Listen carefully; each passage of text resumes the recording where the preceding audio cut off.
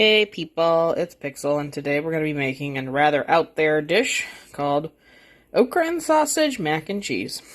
Yes, you heard me right. For that we're going to need a pasta like penne, not spaghetti or anything, or macaroni, but I like being a little outside the box sometimes. About 1.5 cups of okra, a block of Gouda, a block of white cheddar, 3 cups of evaporated milk, probably about 1 cup of sausage, and I have mine. Green onions for the top, 1/2 cup of butter, 6 to 8 cloves of garlic. We need some dry mustard, pepper, and a little bit of Cajun spice. And that's all you're going to need.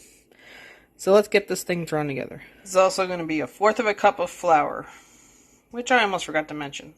Now let's get going. Right, once our pasta is going to start boiling, we have a pan already heat up, and into that we're going to put our garlic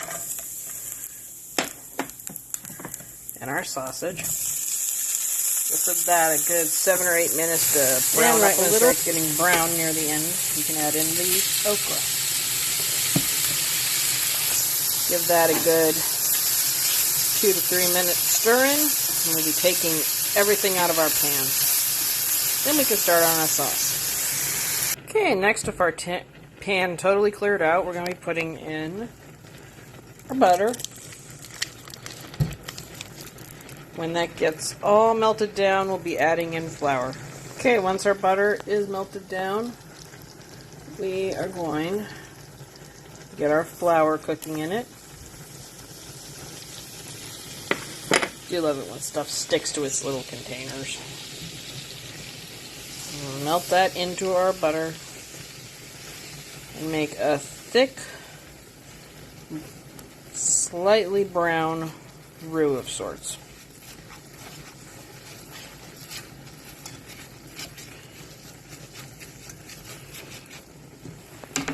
Into that, we're going to add our spices.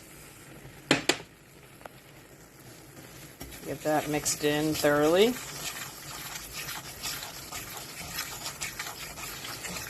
Before we start adding in about 1 cup of a time of our milk. And we're going to take a couple minutes to stir that in until it starts thickening up again, and put our milk in short intervals like so. Okay, when all our milk is incorporated into our roux and our spices, we're going to take about half of our white cheddar cheese and about half of our Gruyère. Our Gouda. Start mixing that in. We're going to need the other half for something else, so don't over cheese up the sauce right away.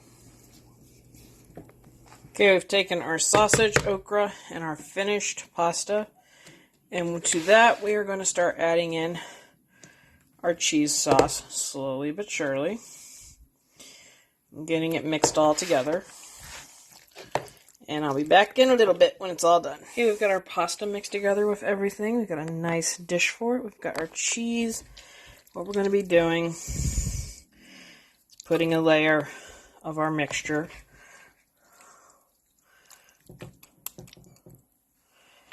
over the bottom. Roughly about half of it. And roughly about half of what's left of the Gouda. And sprinkle it over that layer. Then you can top off that middle part with the other layer of your pasta. I'll be right back. Our oven is preheating to 375, and this is going to go into our oven for 20 to 25 minutes. Keep an eye on it, just in case sometimes the temperatures or elevations are different.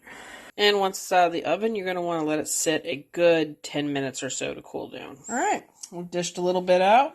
Actually looks really good. Best part's here, where we're going to get a little tiny bit of everything. Get some of our okra.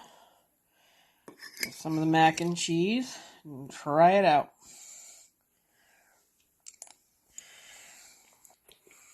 Gotta admit, this is a surprisingly good mac and cheese. I won't lie, I was totally worried about the okra being slimy like it can be when you cook it. But I think because of how the cheese sauce is, any slime got just not emitted or is in with the cheese sauce, so you don't even notice it. Now, when you do bite into one of the okra pieces, there is a slight texture thing going on, and if you're not a fan of that, just leave the okra out, because sausage mac and cheese sounds amazing, too. I used a nice beef sausage that was already smoked, and it is amazing in the mac and cheese.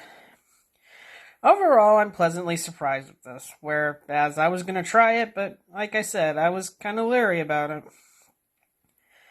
Well, if you have any thoughts on what I did, want to tell me how extremely gross this sounded, or have any other ideas that you would have put in instead, leave me a like, leave me a comment about it, and I will see you next time.